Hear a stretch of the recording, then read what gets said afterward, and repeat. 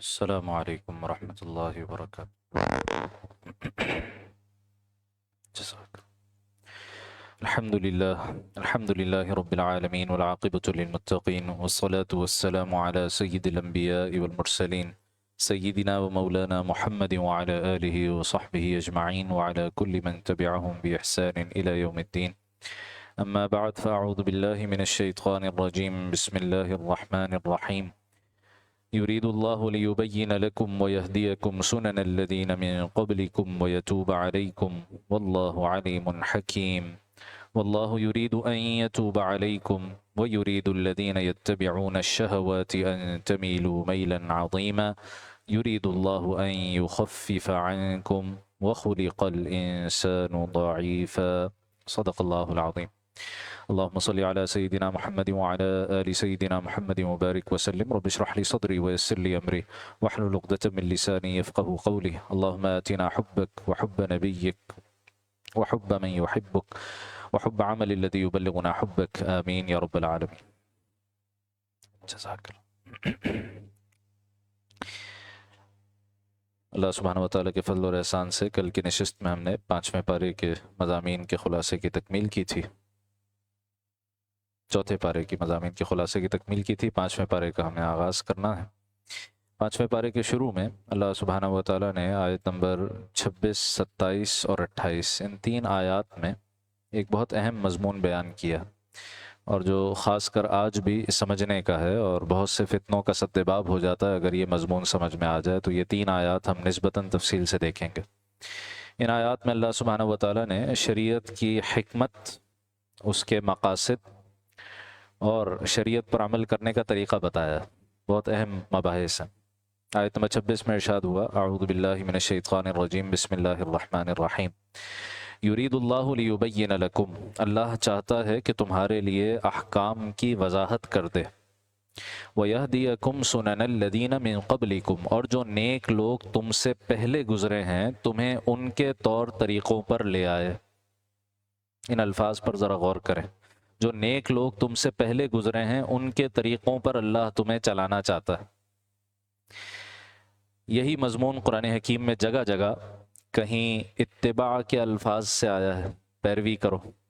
جیسے سورہ لقمان میں حضرت لقمان کی وصیت میں اس بات کا ذکر ہے کہ انہوں نے اپنے بیٹے کو کہا، بلکہ حضرت لقمان کی وصیت کے درمیان اللہ سبحانہ و تعالیٰ نے والدین کے ساتھ حسن سلوک کے حوالے سے حکم دیا، اور پھر کہا کہ اگر والدین بھی تمہیں شرک پر مجبور کریں، جیسے عرب کے معاشرے میں بہت تھا کہ والدین مشرک ہیں، اولاد مسلمان ہے۔ سیدنا سعد بن ابی وقاص رضی اللہ تعالیٰ عنہ کے ساتھ یہ ماجرا پیش آیا۔ ان کی والدہ شرک پر تھیں اور انہوں نے قسم اٹھا لی تھی کہ میں کچھ کھاؤں گی نہیں، پیوں گی نہیں، جان دے دوں گی اگر تم اپنے آبائی دین میں واپس نہیں آئے۔ وہ پریشان تھے، تو اللہ تعالیٰ نے آیات عطا فرما دی کہ دیکھو اگر والدین بھی شرک پر تمہیں بلائیں کہ شرک پر عمل کرو تو ان کی بات نہیں ماننی، لیکن حسن سلوک جاری رہے گا۔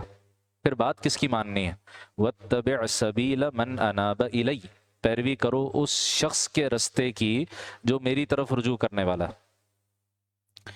اچھا، اور یہاں اگر آپ اس کے پس منظر میں جائیں گے تو معلوم ہوگا کہ یہاں ذکر ہو رہا ہے سیدنا صدیق اکبر کا رضی اللہ تعالیٰ عنہ، کیونکہ انہی کی دعوت پر سعد بن ابی وقاص ایمان لائے تھے رضی اللہ تعالیٰ۔ تو کہا کہ یہاں اس مسئلے میں والدہ کی بات نہیں ماننی، اس مسئلے میں صدیق اکبر کی بات ماننی ہے رضی اللہ تعالیٰ عنہ، وہ تمہیں ایمان کی طرف بلا رہے۔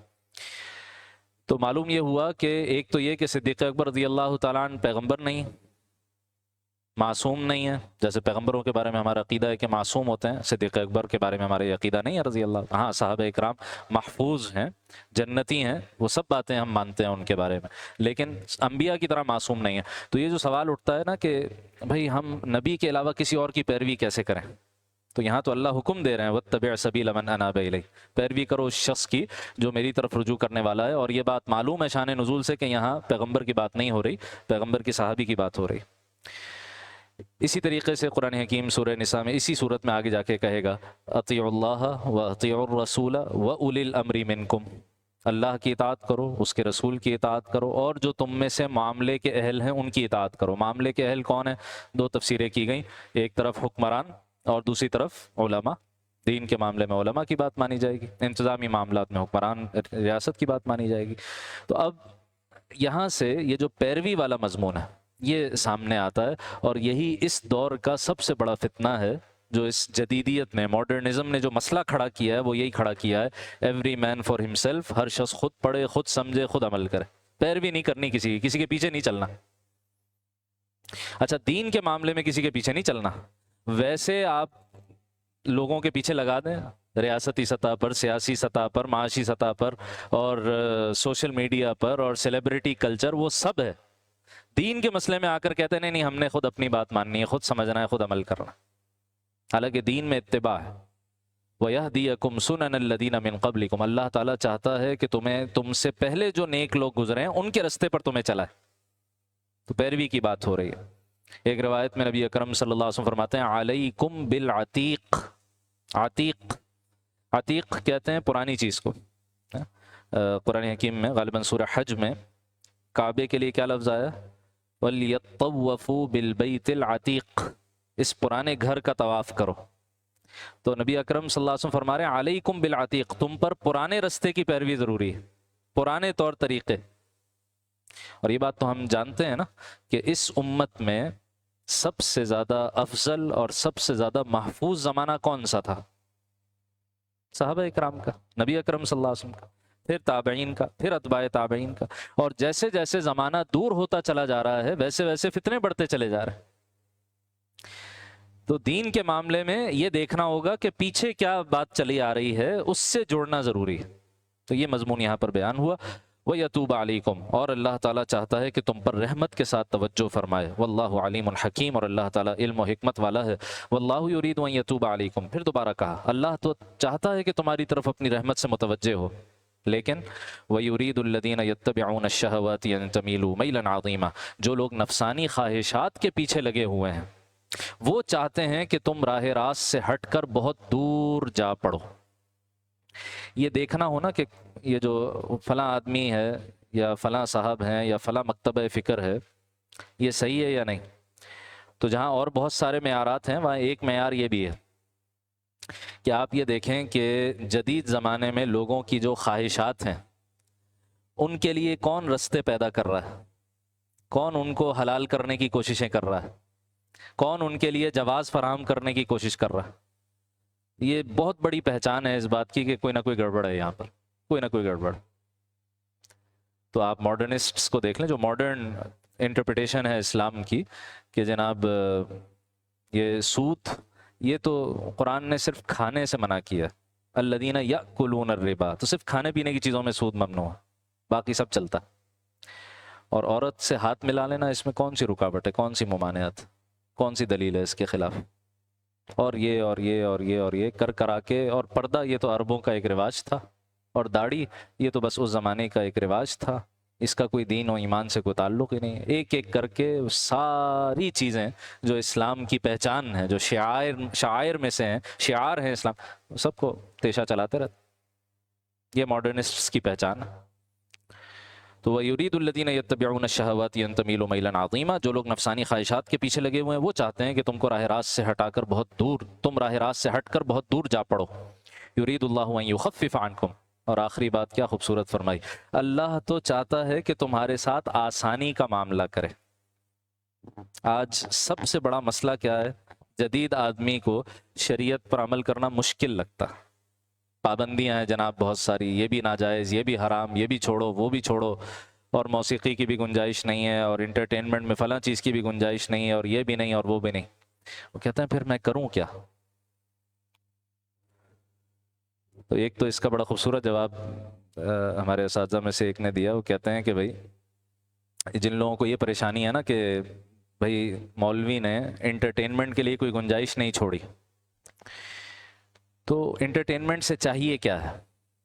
لذت چاہیے، اور ڈسٹریکشن چاہیے، ڈپریشن کا علاج چاہیے۔ تو یہ کیوں نہیں سوچتے کہ ہم اس لذت کو اور اس کسی شے میں ڈوب جانے کو، اس کو دین میں کیوں نہیں تلاش کرتے؟ یعنی وہ کیفیت آج جو ہماری کیفیت موبائل کی اسکرین پہ ہوتی ہے کہ ہمیں آگے پیچھے کا کچھ نہیں پتہ ہوتا، ایسے ہم مدہوش ہوتے ہیں، ایسے گم ہو جاتے ہیں اس میں یہ گم ہونے کی کیفیت صحابہ اکرام کو نماز میں حاصل ہوتی تھی، یہاں تک کہ وہ مشہور واقعات ہیں نا کہ حضرت علی رضی اللہ تعالیٰ عنہ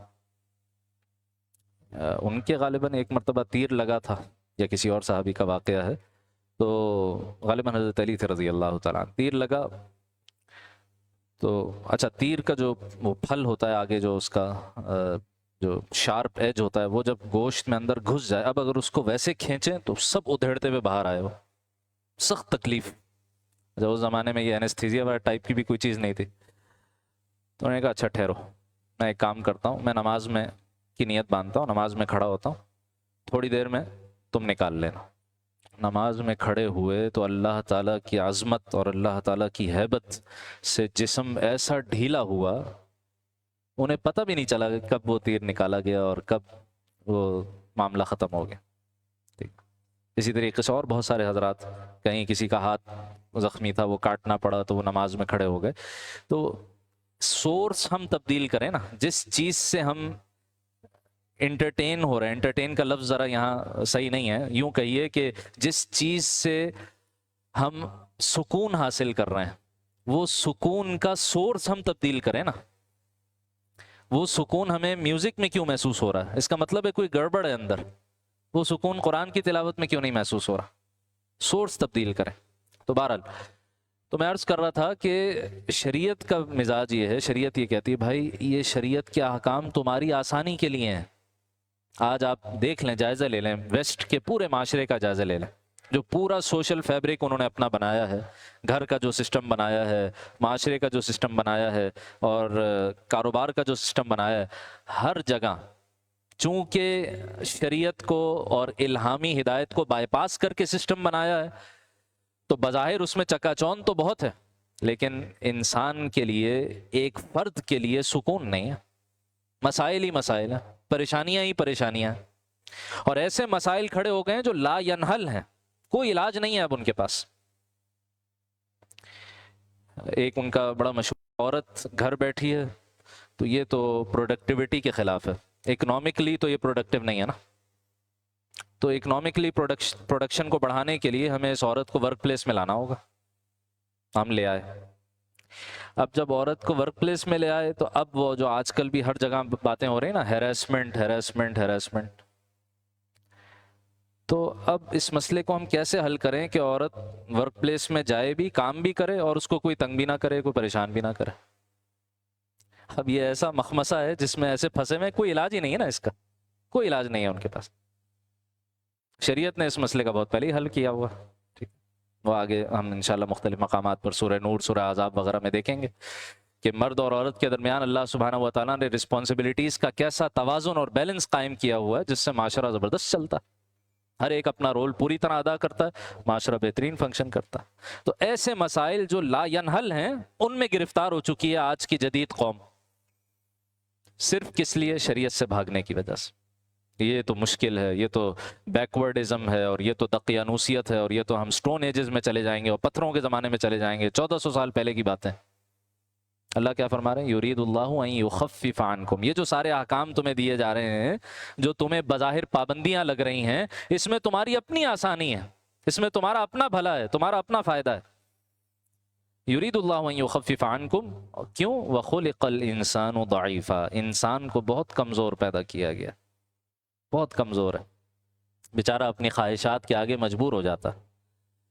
اس کی عقل کو اس کی خواہشات ڈھانپ لیتی، اپنے ہی نفع اور نقصان کا اس کو خیال نہیں رہتا. اور یہ ہم دیکھ لیں جو قانون سازی اب ہو رہی ہے، جس طرح کی حرکتیں اب مغرب میں ہو رہی ہیں، جس طرح سے بے حیائی اور فحاشی کے نئے نئے دروازے کھولے جا رہے ہیں، اس کی کوئی لمٹ نہیں ہے، کوئی انتہا نہیں. وخلق الانسان ضعیفا. انسان کمزور پیدا کیا گیا ہے. اللہ سبحانہ و تعالیٰ نے اس کی کمزوری کو سامنے رکھتے ہوئے اس کے لیے شریعت کے احکام عطا کیے. الا یعلم من خلق.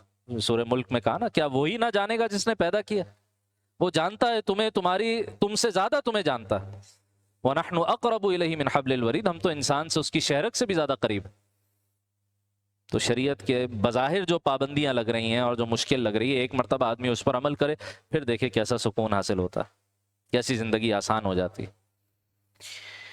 اس کے بعد پھر احکام کا سلسلہ دوبارہ شروع ہوتا ہے. ارشاد ہوا کہ اے لوگوں جو ایمان لائے ہو، آپس میں ایک دوسرے کے مال باطل طریقے سے مت کھاؤ. ہر وہ طریقہ جس میں کسی دوسرے کا مال کسی دوسرے کے پاس جاتا ہے اس کی رضامندی کے خلاف، یا جس میں شریعت کا کوئی حکم ٹوٹتا ہے، شریعت کے اصول پامال ہوتے ہیں، وہ ناجائز. اور یہ بات بہت اہم ہے ہم مردوں کے لیے خاص طور پر. ہمارے اوپر معاشی ذمہ داری ہے. جو ہماری فیلڈ ہے، جو ہمارا ذریعہ آمدن ہے، اس کے متعلق کم سے کم اتنا علم سیکھنا شریعت کا کہ اس ذریعہ آمدن میں کوئی چیز میرے لیے حرام تو نہیں ہے. یہ فرض عین ہے، ہر مسلمان پر سیکھنا ضروری. اپنی فیلڈ سے متعلق یہ علم سیکھنا فرض ہے، تاکہ خدا نخواستہ ہماری آمدنی میں کوئی حرام کی آمیزش نہ ہو. اور حرام کی آمیزش خدا نخواستہ ہو گئی تو ہم پیچھے پڑ چکے، عبادات قبول نہیں ہوتی، دعائیں قبول نہیں ہوتی، انسان کی زندگی برباد ہو جاتی. اسی طرح ایک بہت اہم بات فرمائی، ان تجتنبوا کبائر ما تنہون عنہ نکفر عنکم سیئاتکم. اگر تم بڑے بڑے گناہوں سے پرہیز کرو جن سے تمہیں روکا گیا ہے تو تمہاری چھوٹی برائیاں ہم خود ہی معاف کر دیں گے. یہ آپ نے سنا ہوگا، کبیرہ گناہ اور صغیرہ گناہ، صغائر اور کبائر. فرق کیسے کریں دونوں کے درمیان؟ علماء فرماتے ہیں کہ بھئی کبائر ہر وہ گناہ جس پر اللہ تعالیٰ کی طرف سے لعنت کی گئی ہو، جس پر جہنم کی وعید سنائی گئی ہو، جس کے لیے حرام کا لفظ استعمال کیا گیا ہو، جس پر سخت قسم کی سزا دنیا کی یا آخرت کی بیان کی گئی ہو، یہ گناہ کبیرہ. گناہ کبیرہ. اچھا، بعض علماء نے اس پہلو پر غور کیا اور کہا کہ مختلف پوائنٹ آف ویوز ہوتے ہیں نا، مختلف زاویہ نگاہ ہوتی ہیں چیزوں کو دیکھنے کے. اگر ایک پوائنٹ سے دیکھیں تو ہر گناہ ہی گناہ کبیرہ لگتا ہے. کیوں؟ اگر یہ دیکھا جائے کہ کس کی نافرمانی کی جا رہی ہے، کس ذات کی نافرمانی ہو رہی ہے، تو بظاہر جو بہت چھوٹا سا بھی گناہ ہے وہ بھی بہت بڑا ہے. تو ہمیں تو ہر گناہ سے اسی طرح بچنا ہے کہ وہ کبیرہ ہے، بس وہ بڑا ہے. ہر گناہ سے بچنا. ہاں، بہرحال شریعت میں اللہ سبحانہ و تعالیٰ نے یہ ہمارے اوپر رحمت فرمائی ہے کہ کچھ گناہ ہیں جن کو صغائر کہا ہے، جو اس اصول کے تحت جو سورہ ہود میں آگے آئے گا انشاءاللہ آیت نمبر 114 میں، ان الحسنات یذہبن السیئات، بے شک نیکیاں برائیوں کو دور کر دیتی ہیں. تو نماز پڑھنے سے، وضو کرنے سے، اور صدقہ دینے سے، اور روزہ رکھنے سے، اور بہت سارے جو نیک اعمال ہیں ان کے ذریعے یہ صغیرہ گناہ خود بخود صاف ہوتے رہتے ہیں، دھلتے رہتے ہیں، اللہ تعالیٰ کی رحمت سے معاف ہوتے رہتے ہیں. ہاں، کبائر ان سے توبہ ضروری ہے. اگر وہ حق اللہ میں سے ہو، اللہ کے حقوق میں سے ہو، تو مثال کے طور پر نماز نہیں پڑھی، نماز قضا کر دی، بہت بڑا گناہ ہے، گناہ کبیرہ ہے. تو اب یہاں توبہ بھی چاہیے، اللہ سے معافی مانگے گڑ گڑا کے. پھر صرف توبہ کافی نہیں ہے، وہ جو نماز رہ گئی ہے اب اس کی قضا بھی ہے. ٹھیک ہے. اسی طرح بعض گناہ وہ ہیں جن میں کفارات لازم آتے ہیں.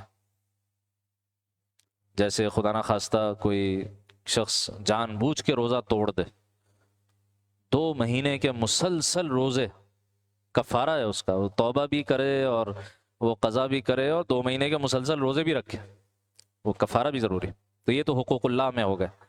حقوق العباد میں اگر کوئی کوتاہی ہوئی ہے تو وہاں بھی صرف اللہ سے معافی مانگنا کافی نہیں ہے، بلکہ جس کا حق مارا ہے یا تو اس کو اس کا حق لوٹائے، یا اس سے وہ حق معاف کروائے، یا اگر اس تک رسائی نہ ہو تو اس کی طرف سے کچھ صدقہ و خیرات کرے اور اللہ سبحانہ و تعالیٰ سے دعائیں کرے کہ اللہ سبحانہ و تعالیٰ اس بوجھ سے اس کو کسی طرح آزاد کر دے کہ کل قیامت کے دن یہ حق نہ لوٹانا پڑے، ورنہ وہاں نیکیوں سے لوٹانا پڑے گا، اپنی نیکیاں دینی پڑ جائیں گی. تو یہ قاعدہ ہے توبہ کے لیے کبائر سے. تو کہا اگر تم کبائر سے بچتے رہو نکفر عنکم سیئاتکم، تو ہم تمہاری چھوٹی برائیوں کا ہم خود ہی کفارہ کر دیں گے. وندخلکم مدخلا کریما، اور تمہیں ایک باعزت جگہ داخل کریں. اس کے بعد اگلے رکوع میں وہی گھر کے حوالے سے کیا اللہ سبحانہ و تعالیٰ نے توازن قائم کیا ہے مرد اور عورت کے درمیان ذمہ داریوں کا، یہ مضمون تفصیل کے ساتھ آیا. پہلے تو وہ فرمایا کہ آج کل کے بہت سے جو یہ فیمنزم سے متاثر اور اس کے ڈسے ہوئے لوگ ہیں، ان کا بس چلے تو کسی طرح قرآن سے یہ آیت نکال دیں. یہ اللہ کی کتاب ہے، کوئی آیت نکال نہیں سکتے. اتنی بری لگتی ہے، اتنی چبھتی ہے یہ آیت. آیت نمبر 35، آیت نمبر 34، الرجال قوامون علی النساء، مرد عورتوں کے نگران ہیں، ایک ترجمہ کیا گیا، ایک ترجمہ کیا گیا مرد عورتوں پر حاکم ہے۔ واضح رہے کہ یہ گھر کی بات ہو رہی ہے، ٹھیک ہے، شوہر اور بیوی کے رشتے کی بات ہو رہی ہے، اور یہ بات سورہ بقرہ میں بھی گزری تھی۔ کوئی ادارہ ہو، ممکن نہیں ہے کہ دو برابر کے سربراہ ہوں اور وہ ادارہ صحیح چلے، سوال ہی پیدا نہیں ہوتا۔ ہر ادارے میں کوئی ایک ٹاپ پر ہوتا ہے، ٹھیک؟ تو گھر کے ادارے کو چلانے کے لیے، گھر کے انسٹیٹیوشن کو چلانے کے لیے اللہ سبحانہ و تعالیٰ نے مردوں کو یہ ذمہ داری دی۔ اچھا، اس پر جہاں کوئی آدمی خوش ہو کہ چلو مجھے یہ فضیلت مل گئی، یہ صرف فضیلت کی بات نہیں ہے، بہت بڑی ذمہ داری ہے، بہت بڑی ذمہ داری، خطرناک ذمہ داری ہے۔ اچھا، ذمہ داری صرف معاشی بھی نہیں ہے، اصل تو دینی ذمہ داری ہے۔ گھر والوں کی تربیت اس اعتبار سے کہ یہ پورا گھرانہ کل قیامت کے دن جنت میں پہنچے، یہ سربراہ خاندان کی ذمہ داری ہے۔ تو اس اعتبار سے یہ کٹھن ذمہ داری ہے، اور اللہ سبحانہ و تعالیٰ، جیسے پیچھے سورہ بقرہ میں آیا تھا کہ بھئی سود کو اللہ نے حلال کیا ہے، سود کو حرام کیا ہے، تجارت کو حلال کیا ہے، تو وہاں کوئی حکمت نہیں بیان ہوئی تھی، بس یہ اللہ کا آرڈر ہے، اللہ کا فیصلہ ہے۔ یہاں اللہ تعالیٰ نے ساتھ میں رحمت فرماتے ہوئے حکمت بھی کچھ ذکر کر دی۔ کیوں ایسا ہوا ہے؟ بما فضل اللہ بعضهم علی بعض، پہلی بات تو یہی ہے، بس اللہ نے ایک کو دوسرے پر فضیلت دی، تسلیم کر لو اس بات کو، اللہ کا فیصلہ۔ لیکن دوسری بات بھی فرمائی، وَبِمَا أَنفَقُوا مِنْ أَمْوَالِهِمْ، کیونکہ مردوں نے اپنے مال خرچ کیے ہیں، ساری معاشی رسپانسبلٹی مرد پر ہے۔ نکاح کا موقع ہو تو بھی مہر کون دیتا ہے؟ بھائی نکاح سے ضرورت تو دونوں کی پوری ہو رہی ہے، لیکن مہر کون دیتا ہے؟ مرد دیتا ہے۔ اسی طرح ولیمہ کس کے ذمہ ہے؟ مرد کے ذمہ ہے۔ سارے اخراجات شادی کے موقع پہ، پھر ساری زندگی کا نان، نفقہ، سکنا، ساری زندگی کا وہ مرد کے ذمہ ہے۔ عورت کو گھر کی ملکہ کی طرح رکھا ہوا ہے کہ اس کے ڈور سٹیپ پر لا کر اس کی ہر ضرورت پوری کرنی، اور یہ ملکہ والی زندگی جو ہے وہ آج کی عورت کو پسند نہیں ہے، کہتے نہیں میں بھی باہر نکل کے عورت مرد کے شانہ بشانہ کام کروں۔ اور عجیب سی بات، شیخ الاسلام مفتی تقی عثمانی صاحب نے ایک مرتبہ اپنے کسی واعظ میں ارشاد فرمایا، وہی عورت گھر میں اپنے شوہر کے سکون کا، اس کی خوشی کا ذریعہ بنے، گھر کے بچوں کو کی پرورش کرے، تربیت کرے، ان کو سرو کرے، ان کو کھانا کھلائے، یہ آج کے جدید انسان کو بہت برا لگتا ہے، یہ کیا ہو رہا ہے؟ اور وہی عورت 40,000 فٹ کی بلندی پر ہوائی جہاز میں بیٹھ کر اور مسکراہٹیں بکھیرے اور لوگوں کے ناز اٹھائے اور نخرے اٹھائے، یہ جناب یہ ہے آج کی عورت، یہ ہے ماڈرن عورت۔ عجیب تماشا، وہ جو گھر میں وہی کام کر رہی ہے وہ پسند نہیں ہے، نہیں باہر نکلے، باہر نکلے، باہر نکلے۔ ہر جگہ پہلا چہرہ جو ریسیپشن پہ دکھایا جاتا ہے وہ کس کا دکھایا؟ عورت کا دکھایا جاتا ہے۔ بسکٹ بھی بیچنا ہو تو اشتہار پہ عورت کی تصویر لگائی جائے گی۔ یہ سمجھ میں نہیں آ رہا کہ یہ کیا ہو رہا ہے، یہ ظلم نہیں ہے تو اور کیا ہے؟ اچھا، جو بچے پیدا کرنا ہے وہ تو عورت نہیں کرنا ہے نا، وہ تو کام مرد نہیں سنبھال سکتا، تو یہ گویا ڈبل ذمہ داری اس کے اوپر ڈال دی گئی۔ اور پھر اس کے بعد جو خاندان کا فیبرک پورا پھٹتا ہے اور تباہ ہوتا ہے، ظاہر ہے جب ماں باپ دونوں گھر میں نہیں ہیں تو بچوں کو یا تو کوئی اور پالے گا، یا کوئی ادارہ پالے گا، یا پھر اسکرین سے ان کی پرورش ہوگی۔ یہی ہو رہا ہے اس وقت، خاندان کا پورا شیرازہ بکھرتا چلا جا رہا ہے۔ تو جو فطری نظام ہے وہ اللہ سبحانہ و تعالیٰ نے رکھا ہے، رسپانسبلٹیز کو ڈیوائڈ کیا ہے، اور اجر، اس پر اجر کتنا ہے یہ روایت ذرا سنیے۔ سیدہ اسماء بنت زید رضی اللہ تعالی عنہا انصاری صحابیاں ہیں، جناب رسول اللہ صلی اللہ علیہ وسلم کی خدمت میں حاضر ہوئیں۔ کہا یا رسول اللہ، مجھے خواتین نے، انصار کی خواتین نے اپنا نمائندہ بنا کر بھیجا، ایک اہم مسئلہ آپ سے دریافت کر۔ وہ یہ کہ جو مرد ہیں ہمارے، یہ لوگ جمعہ اور جماعت میں شریک ہوتے ہیں، جہاد و قتال میں آپ کے ساتھ شریک ہوتے ہیں، اور یہ لوگ دعوت و تبلیغ میں آپ کے ساتھ شریک ہوتے ہیں، باہر نکل کے سارا اجر تو یہ لوگ کما لیتے ہیں، ہم گھر پہ بیٹھی رہتی ہیں، ان کے بچوں کو سنبھالتی رہتی ہیں اور ان کے بستروں کی حفاظت کرتی رہتی ہیں، تو کیا ہمیں بھی کوئی اس پر اجر ہے؟ ہمیں وہ اجر حاصل کرنے کا کیا طریقہ ہے؟ آپ دیکھیں وہاں خواتین کا یہ مسئلہ نہیں تھا کہ ہمیں باہر نکل کر پیسے کمانے ہیں، ان کا مسئلہ کیا تھا کہ مرد باہر نکل کر ہم سے زیادہ اجر حاصل کر رہے ہیں، تو ہمارے لیے کیا ہے؟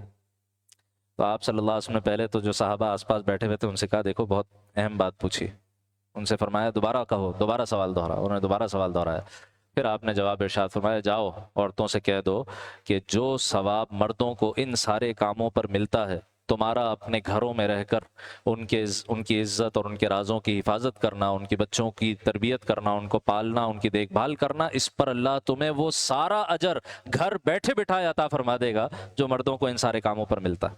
آپ بتائیے گھر پہ اگر یہ سپورٹ نہ ہو تو مرد کھل کے اپنی یہ ذمہ داریاں ادا کر سکتے ہیں؟ اس میں ان کا کردار ہے یا نہیں؟ یہ ہے division of rules and responsibilities جو اللہ نے فرمائی، یہ ہے توازن۔ آج ایک بہت بڑا مسئلہ جو فتنے کی جڑ بنیاد ہے وہ ہے لفظ ایکویلٹی، لفظ ایکویلٹی، برابری برابری برابری برابری برابری۔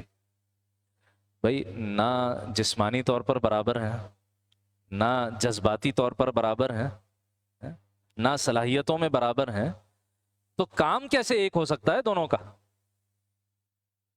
قرآن حکیم نے سورۃ الرحمن میں ایک لفظ 3 دفعہ استعمال کیا، میزان کا لفظ استعمال کیا، توازن کا لفظ استعمال کیا، بیلنس کا لفظ استعمال کیا۔ جیسے کسی نے مثال دی کہ جو پزل ہوتا ہے نا، پزل بچے جوڑتے ہیں، تو اب وہ جو پزل کے پیسز ہوتے ہیں وہ اگر آپ ان سب کو ایکول کر دیں تو کیا وہ آپس میں کبھی جڑیں گے؟ کبھی بھی نہیں جڑیں گے۔ وہ جڑتے ہی تب ہے جب وہ ان ایکول ہوں، برابر نہیں ہوتے نا ایک جیسے، لیکن جب وہ جڑتے ہیں تو ایک پوری تصویر مکمل ہو جاتی ہے۔ تو بالکل اسی طرح اللہ سبحانہ و تعالیٰ نے رسپانسبلٹیز علیحدہ علیحدہ رکھی ہیں۔ ہاں جب یہ ہر ایک اپنی رسپانسبلٹی، اپنی ذمہ داری پوری کرے تو معاشرے کی ضرورت پوری ہوتی ہے۔ صالح معاشرہ، نیک معاشرہ، تربیت یافتہ اولاد، دینی اعتبار سے تربیت یافتہ اولاد وہ معاشرے کو ملتی ہے۔ اور جو ماؤں کا مقام اور مرتبہ ہے کہ امت کا حال مردوں کے حوالے ہے اور مستقبل امت کا وہ عورتوں کے حوالے ہے۔ نیشن بلڈرز ہیں، پوری پوری قوموں کو کھڑا کرنے والی ہیں یہ خواتین۔ حکیم الامت حضرت مولانا اشرف علی صاحب تھانوی علیہ رحمہ، ان سے ایک خاتون نے سوال کیا، پرچی بھجوائی کہ یہ کیا بات ہے کہ اللہ نے کسی عورت کو نبی نہیں بنایا، نبی سارے مردوں میں ہی کیوں آیا؟ تو حضرت تھانوی صاحب قدس سرور نے جواب دیا، کہا اللہ کی بندی کبھی اس پر غور کیا کہ کوئی نبی، آدم علیہ السلام تو ایکسیپشن ہے، آدم علیہ السلام کے علاوہ کوئی نبی ماں کے بغیر آیا ہے دنیا میں؟ باپ کے بغیر تو آئے ہیں، سیدنا مسیح علیہ السلام، ماں کے بغیر کوئی نہیں آیا۔ تو تمہاری گودوں میں تو اللہ نے انبیاء کو پالا ہے، اپنا مقام تو سمجھو، اپنا مقام تو سمجھو، اللہ نے کیا مقام دیا۔ اور کتنی ہی خواتین ہیں، کل ذکر آیا تھا نا کل پر حضرت مریم سلام علیہا، کتنی ہی خواتین ہیں جن کے مقام و مرتبے پر کتنے مرد رش کر رہے ہوں گے قیامت کے دن۔ تو جنت کے جو درجات ہیں ان کے کمانے میں اللہ سبحانہ و تعالیٰ نے کوئی فرق نہیں رکھا دونوں کے لیے۔ ہاں ذمہ داریاں الگ رکھی ہیں، اس مقام تک پہنچنے کے رستے الگ رکھے ہیں، لیکن مقامات میں فرق نہیں کیا۔ اعلیٰ سے اعلیٰ مقام بھی خواتین بھی حاصل کر سکتی ہیں، مرد بھی حاصل کر سکتے ہیں۔ اور اللہ سبحانہ و تعالیٰ نے ایک پہلو سے آسان کر دیا، جیسے حدیث میں آیا کہ جو عورت اس حال میں دنیا سے جائے کہ اس نے اپنی نمازیں پڑھی ہوں، اپنے فرائض پورے کیے ہوں، اور حرام سے اجتناب کیا ہو، اور اس حال میں دنیا سے جائے کہ اس کا شوہر اس سے راضی ہو، تو اس کو اختیار دیا جائے گا جنت کے جس دروازے سے چاہے داخل ہو جا۔ نسبتاً اس پہلو سے دیکھیں تو آسانی ہے، اس کا یہ مطلب نہیں ہے کہ گھر کی ذمہ داری کوئی ہلکی ہے، وہ یقیناً مشکل ذمہ داری ہے، لیکن اس پہلو سے دیکھیں تو بہت آسانی۔ تو یہ اگر سامنے رہے تو اس پر کسی قسم کا کوئی اعتراض نہیں رہتا۔ الرجال قوامون علی النساء۔ بس نیک عورتیں کون ہوتی ہیں؟ فالصالحات قانتات حافظات للغیب بما حفظ اللہ۔ بس نیک عورتیں فرما بردار ہوتی ہیں شوہروں کی، اور مرد کی غیر موجودگی میں اللہ کی دی ہوئی حفاظت سے اس کے حقوق کی حفاظت کرتی ہیں، اس کے گھر کی، اس کے بستر کی، اس کے رازوں کی حفاظت کرتے ہیں۔ اب مسئلہ بیان ہو رہا ہے کہ اگر معاملہ بگڑ جائے خدا نخواستہ اور معاملہ نہیں چل پا رہا، تو جیسے ہم نے سورہ بقرہ میں دیکھا تھا، ہمارے ہاں یہ ہو جاتا ہے کہ بھئی پہلا اس کا ریئیکشن یہ ہوتا ہے کہ طلاق، حالانکہ یہ حل نہیں ہے، یہ تو معاملہ ختم کرنا ہے، مسئلے کو حل کیسے کیا جائے۔ یہاں پر پہلے بیان ہو رہا ہے کہ اگر زیادتی عورت کی طرف سے ہو رہی، یعنی عورت کی طرف سے نشوز ہو، واللاتی تخافون نشوزہن، نشوز کہتے ہیں کہ عورت مرد کا جو مقام ہے نا، جو اللہ نے اس کو دیا ہے، گھر میں اس کو سربراہی دی ہے، اس کو تسلیم نہ کرے، تو اب ظاہر ہے کہ گڑبڑ ہوگی، مسائل ہوں گے۔ تو اب جو مرد ہے وہ کیا کر سکتا ہے اس مسئلے کو حل کرنے کے لیے؟ اللہ تعالیٰ نے یہاں سٹیپ بائی سٹیپ پورا طریقہ کار بتایا۔ نمبر 1، فعظوہن، پہلے تو انہیں واعظ و نصیحت کرو، یہ کوئی نہیں کرتا آج، یا تو خود اتنا دین کا علم ہی نہیں ہوتا کہ سمجھا سکیں، یا کوئی ایسی محفل جہاں دین کی بات ہو رہی ہو وہاں لے جائیں، کسی کے ذریعے سے سمجھا دیں۔ دین کا جو اس معاملے میں حکم ہے وہ ان کو سمجھانے کی کوشش کرنا، علماء کی باتیں ان تک پہنچائی جائیں، کتابیں ان تک پہنچائی جائیں، اور پیار بھرے انداز میں گفتگو کی جائے، پیار محبت سے سمجھایا جائے۔ ہر چیز کا علاج غصہ نہیں ہوتا، پیار محبت سے سمجھایا جائے۔ واعظ و نصیحت وہی ہوتی ہے جو دل میں بات اترے، ٹھیک ہے، واعظ کہتے ہی اسے دل کو لبھانے والی بات، تو فعظوہن، سب سے پہلے تو واعظ کرو، سمجھانے کی کوشش کرو۔ تربیت، ہم اپنے گھر کی خواتین کی دینی تعلیم و تربیت کا کیا انتظام کرتے ہیں؟ سوچنا چاہیے، یہ بھی تو ہمارے ذمہ ہے، مردوں کے ذمہ۔ اچھا، اس سے مسئلہ حل ہو گیا، فبہا، بہت اچھا۔ اس سے مسئلہ حل نہیں ہوا تو اب ذرا سنجیدگی کا مظاہرہ کرنے کے لیے وَهْجُرُوهُنَّ فِي الْمَضَاجِعِ، انہیں ان کی خواب گاہوں میں، بستروں میں تنہا چھوڑ دو۔ اب یہ ذرا سیریسنس کا مظاہرہ ہے کہ بھئی اب معاملہ ذرا سنجیدہ ہو رہا ہے، تو کچھ دن یہ کر کے دیکھو، ہو سکتا ہے اس سے سمجھ میں آ جائے۔ اگر اس سے بھی مسئلہ حل نہ ہو تو پھر اگلا لفظ ہے وہی کہ کچھ لوگوں کا بس چلے تو قرآن سے نکال دیں، وَاضْرِبُوهُنَّ، اور پھر انہیں مار بھی سکتے ہو۔ اب یہ لفظ آج کسی سو کالڈ مہذب محفل میں کہنا، آپ اپنے اوپر عتاب کو دعوت دیں گے، یہ کیا بات ہے، یہ کیا بات؟ وہ اس لیے کہ ہمارے ذہن میں جو مارنے کا تصور ہے، وہ جب تک ہڈی نہ توڑے تب تک وہ مارنا نہیں ہوتا، وہ زخم نہ چھوڑے تب تک وہ مارنا نہیں ہوتا۔ حالانکہ یہ قرآن کے الفاظ ہیں نا، اس کی شرح حدیث سے ہوگی، صحابہ کریں گے۔ نبی اکرم صلی اللہ علیہ وسلم فرماتے ہیں کہ اجازت تو ہے لیکن تم میں سے اچھے لوگ یہ کام نہیں کریں گے۔ ہر چیز جس کی اجازت ہو وہ کرنا ضروری بھی نہیں ہوتا، پہلی بات۔ لیکن اس کی وجہ سے آدمی یہ کہے کہ نہیں یہ اجازت ہی نہیں ہونی چاہیے، نہیں، یہ مار وہ والی مار نہیں ہے کہ زخمی کر دو اور ہڈی توڑ دو، نہیں۔ آپ صلی اللہ علیہ وسلم نے باقاعدہ اس کے لیے حد بندی فرمائی، چہرے پر نہ ہو، نشان نہ پڑے، ہڈی نہ ٹوٹے، کوئی ایسا کام نہ کیا جائے۔ بلکہ سیدنا عبداللہ ابن مسعود رضی اللہ تعالیٰ عنہ نے تو مسواک اٹھا کر دکھائی، اس سے مارو، مسواک سے کیا چوٹ لگے گی؟ یعنی یہ وہ ہے جس کو تأدیب کہا جاتا ہے، تأدیباً مارنا۔ جیسے والدین کو بچے کی تادیب کا اختیار ہے، استاد کو شاگرد کی تادیب کا اختیار ہوتا ہے، وہ ادب سکھانے کے لیے ہوتا ہے، وہ کوئی ذلیل و رسوا کر دینے کے لیے اور اس کی ہڈی پسلی ایک کر دینے کے لیے اور اس کو زخمی کرنے کے لیے نہیں ہوتا۔ تو ہمارے یہاں یہ دوسری والی جہالت بھی ہے، تو مارنے پر آؤ تو بس پھر ہسپتال ہی پہنچا کر چھوڑو، یہ قطعاً جائز نہیں، قطعاً جائز نہیں۔ لیکن دوسری طرف جو اجازت اللہ نے دی ہے اس کو کوئی ختم بھی نہیں کر سکتا۔ یہ توازن رکھنا ضروری ہے، یہ بیلنس رکھنا ضروری ہے، یہ مزید سنجیدگی کا مظاہرہ کرنے کے لیے یہ اختیار دیا گیا۔ فَإِنْ أَطَعْنَكُمْ فَلَا تَبْغُوا عَلَيْهِنَّ سَبِيلًا، پھر اگر وہ تمہاری اطاعت پر آ جائیں، تمہاری بات مان لیں، تو اب ان کے خلاف کوئی مزید رستہ مت تلاش کرو، اب کوئی مزید ظلم زیادتی مت کرو۔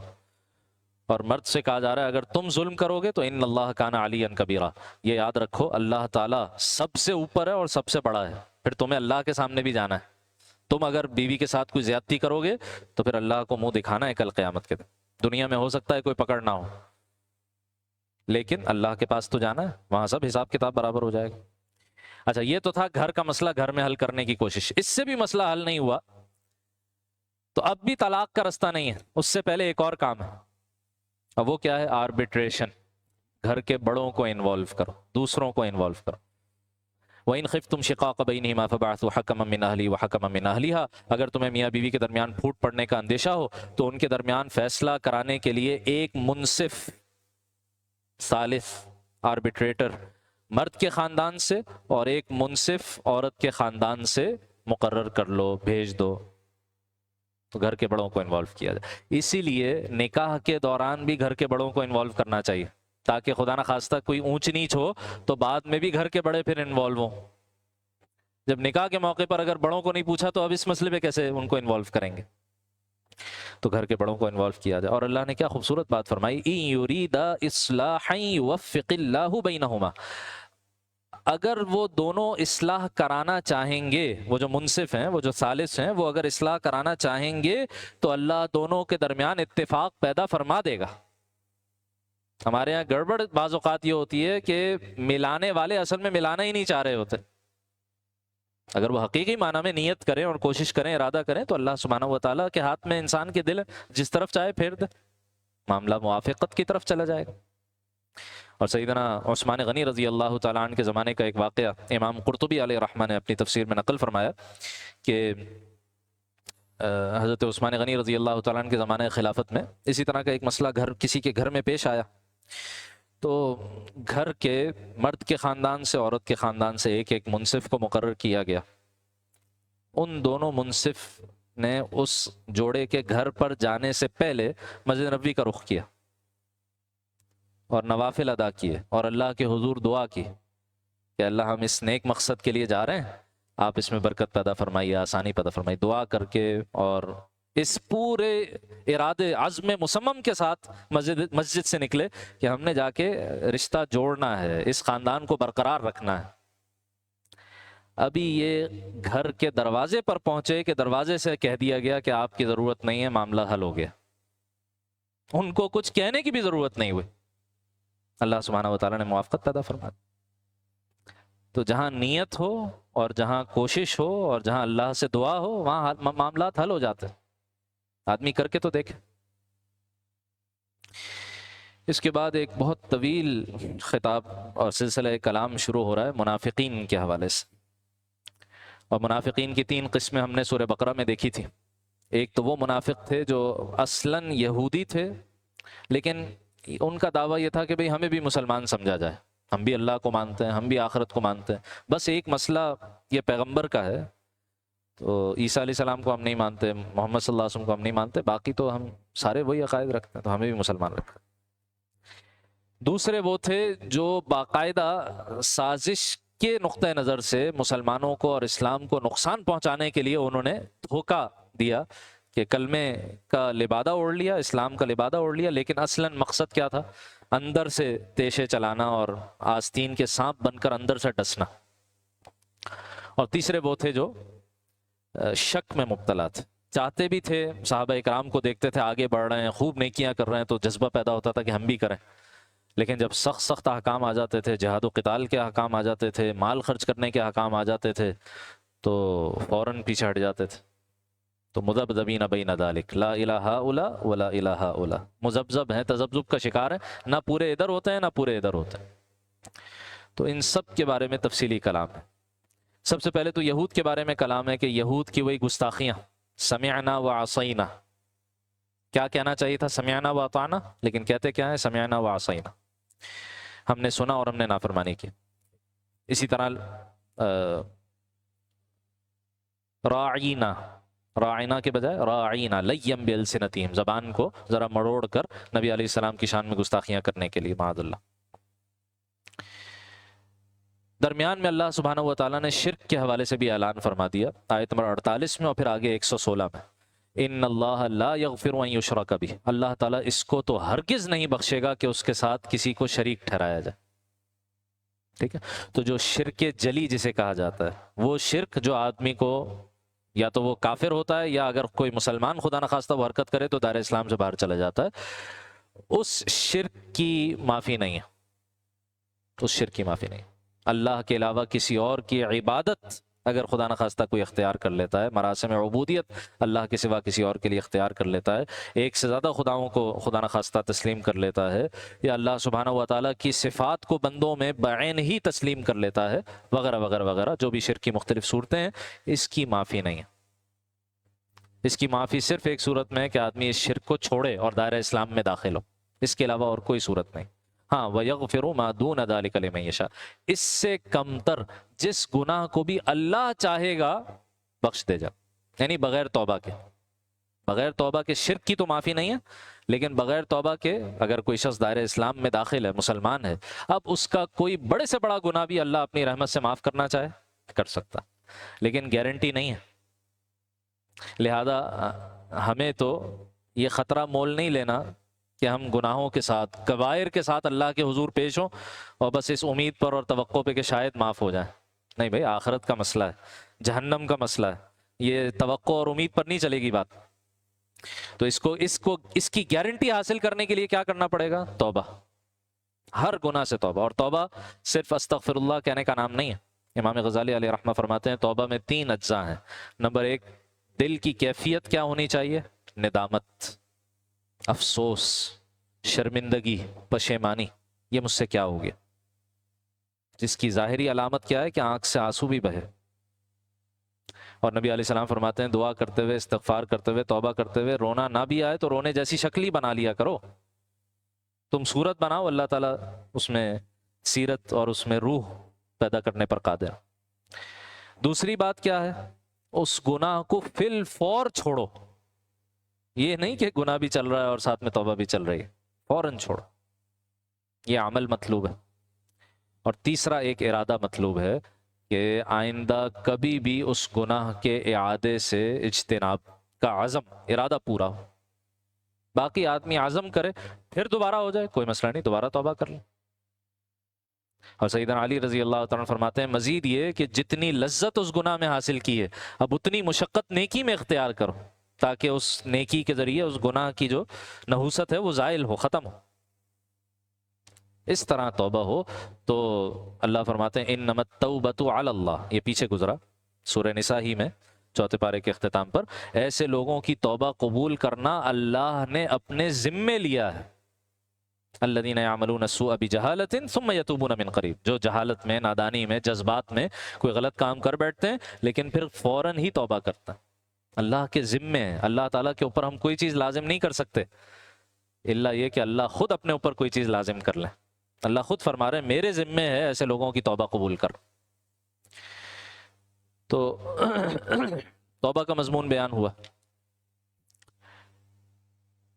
اسی طرح یہود کی جو سازشیں ہیں مسلمانوں کے خلاف، ان کا مضمون بیان ہوا کہ یہ یہود مشرکین عرب کے پاس جا کر کہا کرتے تھے کہ بھئی تمہارا دین زیادہ بہتر ہے ان مسلمانوں کے بالمقابل، حالانکہ مسلمان کتاب والے، شریعت والے، بالکل یہود کی طرح، لیکن مسلمانوں سے بغض اور عداوت اتنی تھی کہ مشرک، جن کو یہ بھی یہودی بھی مانتے تھے کہ یہ مشرک ہیں اور یہ جہنم میں جائیں گے اگر شرک سے توبہ نہیں کی، ان مشرکین سے جا کر کہتے تھے نہیں نہیں نہیں تمہارا دین زیادہ اچھا ہے ان مسلمانوں کے بالمقابل۔ اور پھر اتحاد بنایا مشرکین کے ساتھ ان یہود نے، اور غزوہ احزاب، سورہ احزاب میں تفصیل آئے گی، 12,000 کا لشکر لے کر آ گئے مسلمانوں کے خلاف۔ تو یہ ان کی سازشوں کی حرکتیں رہتی تھی۔ اس کے بعد آیت نمبر 58 اور آیت نمبر 59، اس میں بھی ایک اہم مضمون بیان ہو رہا ہے۔ اسلام میں جو ریاست کا تصور ہے، عدالت کا تصور ہے، اس حوالے سے یہ 2 آیتیں بہت اہم۔ ارشاد فرمایا ان اللہ یأمرکم ان تؤدوا الامانات الی اہلھا، اے مسلمانوں یقیناً اللہ تمہیں حکم دیتا ہے کہ تم امانتیں ان کے حقداروں تک پہنچاؤ۔ اچھا، ایک امانت کا وہ تصور ہے جو ہم اپنے یہاں رکھتے ہیں کہ کسی نے کوئی چیز ہمارے پاس امانت رکھوا دی، کوئی قیمتی چیز امانت رکھوائی اور وہ اس کو واپس کرنی چاہیے۔ جس کو ہم اردو میں امانت کہتے ہیں، عربی میں اس کے لیے لفظ ودیعت کا ہے۔ ودیعت، کوئی چیز کسی نے کسی کے پاس رکھوائی۔ عربی میں امانت میں یہ ودیعت بھی شامل ہے، اس کے علاوہ امانت کا بہت وسیع تصور ہے اور بہت ساری چیزیں اس میں آ جاتی ہیں۔ مثال کے طور پر یہ جسم، یہ اللہ تعالیٰ کی طرف سے میرے پاس کیا ہے؟ امانت ہے نا، میری پراپرٹی تو نہیں ہے، میری ملکیت تو نہیں۔ یہ ہاتھ میرا نہیں ہے اس سے میں جو چاہوں کروں، یہ آنکھ میری نہیں ہے جس سے میں جو چاہوں دیکھوں، یہ کان میرے نہیں ہے اس سے میں جو چاہوں سنوں، یہ اللہ کی پراپرٹی ہے، میرے پاس امانت، زندگی امانت ہے، روح ایک امانت ہے، یہ قرآن ایک امانت ہے، دین ایک امانت ہے، اسے آگے لوگوں تک پہنچانا ہے۔ اسی طریقے سے یہ جو منصب ہوتا ہے، کوئی رول ہوتا ہے، کوئی رسپانسبلٹی ہوتی ہے، چاہے وہ دینی ہو اور چاہے وہ سیاسی ہو، یہ منصب بھی امانت ہے۔ اور اللہ کیا حکم دے رہے ہیں؟ ان تؤدوا الامانات الی اہلھا، ان امانتوں کو ان کے اہل لوگوں تک پہنچاؤ۔ تو اہلیت کی بنیاد پر مناصب کی تقسیم ہونی چاہیے۔ اور مناصب کے بارے میں نبی اکرم صلی اللہ علیہ وسلم نے جو مزاج تلقین فرمایا وہ یہ کہ کوئی منصب خود سے طلب مت کرو۔ آپ فرماتے ہیں جو منصب طلب سے ملتا ہے کسی شخص کو، تو پھر اللہ سبحانہ و تعالیٰ اس شخص کو اس منصب کے حوالے کر دیتا ہے، پھر اللہ کی مدد پھر ساتھ نہیں ہوتی۔ اور جسے بغیر طلب کے کوئی منصب دے دیا جائے، کوئی ذمہ داری تفویض کر دی جائے، تو اللہ تعالیٰ کی مدد و نصرت بھی اس کے ساتھ ہوتی ہے۔ تو یہ مزاج شریعت نے سکھایا، اور یہ اس کو یعنی اس منصب کو کوئی بہت زیادہ گلوریفائی نہیں کرتا ہمارا دین۔ یہ تو کانٹوں بھرا بستر ہے جس پر لیٹنا ہے، یہ تو رسپانسبلٹی ہے۔ بخاری کی روایت، الا کلکم راعٍ وکلکم مسئول عن رعیتہ، آگاہ ہو جاؤ تم میں سے ہر ایک چرواہے کی طرح ذمہ دار ہے۔ جیسے چرواہے کو بکریاں دی جاتی ہیں چرانے کے لیے، شام کو مالک ایک ایک بکری کا حساب لیتا ہے، ایسے ہی تمہیں اللہ نے کچھ لوگ دیے ہیں تمہارے ماتحت۔ وَكُلُّكُمْ مَسْئُولٌ عَنْ رَعِيَّتِهِ، تم میں سے ہر ایک اپنی رعیت کے بارے میں مسئول ہے۔ پھر آپ نے فرمایا شوہر اپنی بیوی اور بچوں کے حوالے سے مسئول ہے، اور بیوی اپنے شوہر کے راز اور بستر اور اولاد کے حوالے سے مسئول ہے، غلام اپنے آقا کے مال کے حوالے سے مسئول ہے، حاکم اپنی پوری رعایا کے حوالے سے مسئول ہے۔ اور رعایا دو لوگ ہوں تو ان دو کی مسئولیت ہو، وہ 20 کروڑ ہو 25 کروڑ ہو تو ان 25 کروڑ کی مسئولیت ہے۔ تو آپ سوچیں یہ کوئی طلب کرنے والی چیز ہے یا بھاگنے والی چیز؟ کل قیامت کے دن ذمہ داری۔ آپ صلی اللہ علیہ وسلم فرماتے ہیں جس شخص کو مسلمانوں کے کسی حصے کا یا کسی ذمہ داری کا ذمہ دار بنایا گیا اور وہ اس میں غفلت کرے، کوتاہی کرے، کل قیامت کے دن جنت کی خوشبو سے بھی محروم ہوگا۔ تو یہ کوئی مانگنے کی چیز تھوڑی، یہ تو سخت کانٹوں بھرا بستر ہے جس پر لیٹنا ہے۔ وَإِذَا حَكَمْتُمْ بَيْنَ النَّاسِ أَن تَحْكُمُوا بِالْعَدْلِ، اور جب تم لوگوں کے درمیان فیصلے کرو تو عدل کے ساتھ فیصلے کرو۔ اسلام کے پورے نظام حکومت اور ریاست و عدالت میں سب سے بنیادی چیز، بنیادی وصف وہ جسٹس ہے، وہ عدالت۔ اور عدالت کا کوئی انسانوں کا بنایا ہوا تصور نہیں، اللہ کا دیا ہوا تصور۔ اللہ نے جو عدل بیان فرمایا ہے، وہ مرد کا بھی خالق ہے، وہ عورت کا بھی خالق ہے، اس نے دونوں کے درمیان عدل کا فیصلہ کیا ہے کیا ہوگا۔ وہ مالدار کا بھی خالق ہے اور وہ مزدور اور کسان کا بھی خالق ہے، وہ ان دونوں کے درمیان عدل کا معاملہ طے کرے گا۔ تو جو اللہ تعالیٰ کے بنائے ہوئے عدل کے قوانین ہیں ان کے مطابق فیصلے کرو۔ اور پھر اگلی آیت میں فرمایا یا ایھا الذین آمنوا، اے لوگو جو ایمان لائے ہو، اطیعوا اللہ، اللہ کی اطاعت کرو، واطیعوا الرسول، رسول کی اطاعت کرو، واولی الامر منکم، اور جو تم میں سے معاملے کے ذمہ دار ہیں، صاحب اختیار ہیں، ان کی اطاعت کرو۔ یہ جو اولو الامر ہے، جیسے میں نے پہلے بھی عرض کیا تھا، اس کی تشریح مفسرین نے دو طرح سے کی، ایک حکمران، دوسرے علماء۔ تو جہاں کہیں دین کا مسئلہ آئے گا، اصل جو اختیار ہے وہ مجتہد درجے کے علماء کے پاس ہوگا کہ ان کے اجتہاد کے مطابق فیصلہ کیا جائے گا، اور حاکم بھی علماء کے اجتہاد کا پابند ہوگا، ٹھیک ہے۔ لیکن اگر کوئی حاکم ہے مسلمان اور شریعت کے مطابق فیصلے نہیں کر رہا، شریعت کو امپلیمنٹ نہیں کر رہا، تو کیا اس کا یہ مطلب ہے کہ فوراً اس کے خلاف بغاوت کر کے اور پورے نظام کو تہس نہس کر دیا جائے؟ یہ ایک بہت خطرناک موضوع ہے، بہت سینسیٹیو موضوع ہے، جس پر آج کل بہت سے لوگ بہت سی باتیں کر رہے ہیں۔ جاننا چاہیے یہ کوئی ایسی بات نہیں ہے جو آج یہ سوال پیدا ہوا ہو اور آج کوئی اس کا جواب دینے کی کوشش ہو رہی ہو۔ 1400 سال سے فقہا اس کا جواب دیتے چلے آ رہے ہیں، احادیث اس پر موجود ہیں، فقہا کی تصریحات اس پر موجود ہیں۔ فقہ اسلامی، لوگ سمجھتے ہیں نا فقہی مسائل تو بس نماز روزے کے مسائل ہوتے ہیں۔ فقہ اسلامی کا ایک پورا چیپٹر ہے جسے السیاست الشرعیہ کہا جاتا ہے، شرعی سیاست کیا ہوتی ہے۔ اس میں یہ سارے کویسچنز ایڈریس ہوتے ہیں، مسلمانوں کا حاکم ہونے کی شرائط کیا ہیں، اہلیت کیا ہے، اس کا طریقہ کیا ہے، کسی حاکم کو حکومت پر برسر اقتدار لانے کا طریقہ کیا ہوگا، اگر وہ گڑبڑ کرے تو کتنا اختیار ہے، کس کے پاس اختیار ہے اس کی اصلاح کا، اس کو معزول کیا جا سکتا ہے یا نہیں کیا جا سکتا، جب تک معزول نہیں ہوتا کیا اس کی اطاعت جاری رہے گی یا نہیں رہے گی. یہ سارے سوالات کا 1400 سال سے جواب دیا جاتا رہا ہے. آج لوگ سمجھتے ہیں شاید آج یہ کوئی نئے نئے سوال کھڑے ہوئے ہیں، اور جو پولیٹیکل اسلام کے حامل لوگ ہوتے ہیں نا، جنہوں نے اسلام کو پورا کا پورا سیاسی بنایا ہوا ہے، وہ یہ سمجھتے ہیں کہ شاید ویسٹ کے پولیٹیکل سائنس سے ہم یہ چیزوں، ان سوالات کے جواب دے کر مسئلے حل کریں گے. نہیں بھائی، ہمیں ویسٹ کے پولیٹیکل سائنس کی کوئی ضرورت نہیں ہے. اسلام نے ان سب مسئلوں کو بہت پہلے سے حل کیا ہوا. کتابیں پڑھنی چاہیے، علماء نے جو کتابیں لکھی ہیں بے شمار کتابیں. ہم جانتے نہیں ہیں دین کے بارے میں بنیادی کتابیں، جو بھائی کسی کا کوئی موضوع ہے، کسی کو سیاست سے دلچسپی ہے اور وہ چاہتا ہے کہ بھائی اسلام کا ہم شان و شوکت والا دور دوبارہ دیکھیں، اور پریشان ہوتا ہے کہ ہمارے ہاں دستور میں تو لکھا ہوا ہے کہ قانون سازی قرآن و سنت کے مطابق ہوگی، لیکن امپلیمنٹیشن نہیں ہوتی، اس پر اس کا دل کوڑتا ہے، کچھ کرنا چاہتا ہے. تو بھائی جس چیز کو آپ اپنی فیلڈ بنانا چاہ رہے ہیں اس کے متعلق علم بھی تو سیکھیں نا پہلے. تو ان سارے مسائل کا حل موجود ہے کتابوں میں، وہ حاصل کرنا چاہیے. جب تک وہ حاصل نہیں ہوگا کیا، وہی ہے کہ کسی نہ کسی سے مروب ہو کے ہم وہ والے سولوشنز پیش کر رہے ہوں. اور اس وقت نوجوانوں کو ورغلانا، جن زی جسے آج کل کہا جاتا ہے، ان کو ورغلانا بہت آسان ہے نا، سوشل میڈیا. اور آپ نے ایک دن میں سیلیبریٹی بننا ہے تو اس کا سب سے آسان نسخہ یہ ہے کہ آپ ہر اتھارٹی فگر کے خلاف بغاوت کا علم بلند کر دیں. کر نہیں رہے یہ سوشل میڈیا انفلوئنسرز جو ہیں. والدین وہ اگر تم پر کوئی چیز امپوز کریں، کوئی ضرورت نہیں ان کی بات ماننا. استاد، ٹیچر، وہ اگر غلط بات کہے اس کو کوشچن کرو، اس کو چیلنج کرو، ہر بات نہیں آنکھیں بند کر کے تسلیم کر لو. حکمران، یہ دیکھو یہ ان کے کرتوت، یہ ان کے کرتوت، یہ ان کے کرتوت، کھڑے ہو ان کے خلاف، بغاوت پر اکساتے ہیں اور سمجھتے ہیں کہ ہم کوئی دین کی خدمت کر رہے ہیں. یہ کوئی دین کی خدمت نہیں ہے. پہلے علم سیکھیں کہ بھائی اس مسئلے کا کوئی حل ہے. اور لوگ سمجھتے ہیں علماء کو اس پر کوئی پریشانی ہی نہیں ہے. وہ بھائی کیوں پریشانی نہیں ہے؟ اگر پریشانی نہ ہوتی تو عملی میدان میں اور علمی میدان میں دونوں میں اس پر بے تحاشا کام نہ ہو رہا ہوتا. یہ بہت تکلیف ہوتی ہے جب یہ بات سنتے ہیں نا، علماء اس مسئلے پہ خاموش ہیں.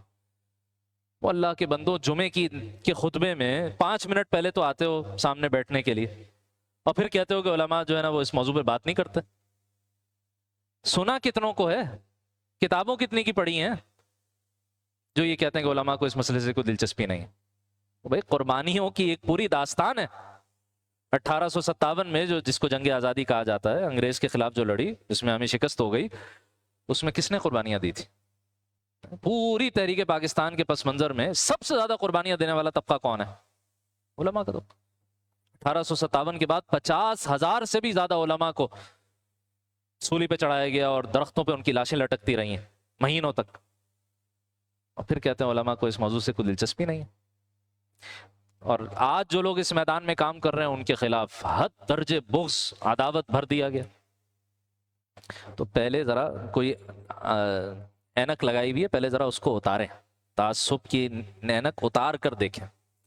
اور ہر وہ بات جو میڈیا پر آ جائے، ہر وہ بات جس پر سوشل میڈیا میں کنسنسس ہو جائے، اس کو اللہ رسول کی بات اور قرآن حدیث کی بات سمجھ کر نہیں مان لینا چاہیے.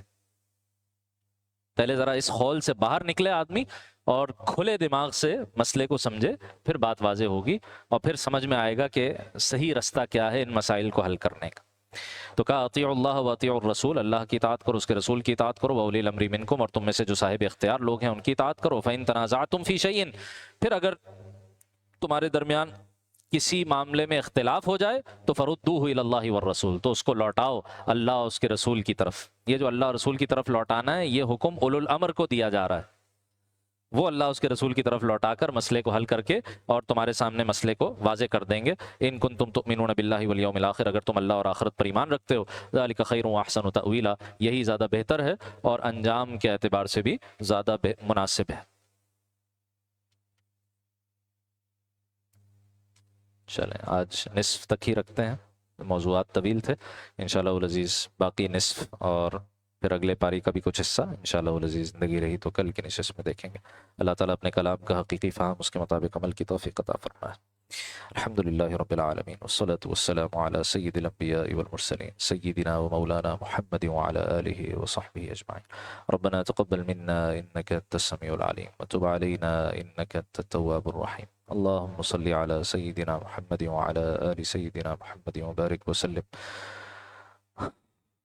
اللهم اهدنا فيمن هديت، وعافنا فيمن عافيت، وتولنا فيمن توليت، وبارك لنا فيما أعطيت، وقنا برحمتك شر ما قضيت، فإنك تقضي سبحانك ولا يقضى عليك، إنه لا يذل من واليت ولا يعز من عاديت، تباركت ربنا وتعاليت، نستغفرك اللهم ونتوب إليك، وصلى الله تعالى على خير خلقه سيدنا ومولانا محمد وعلى آله وصحبه أجمعين برحمتك يا رب۔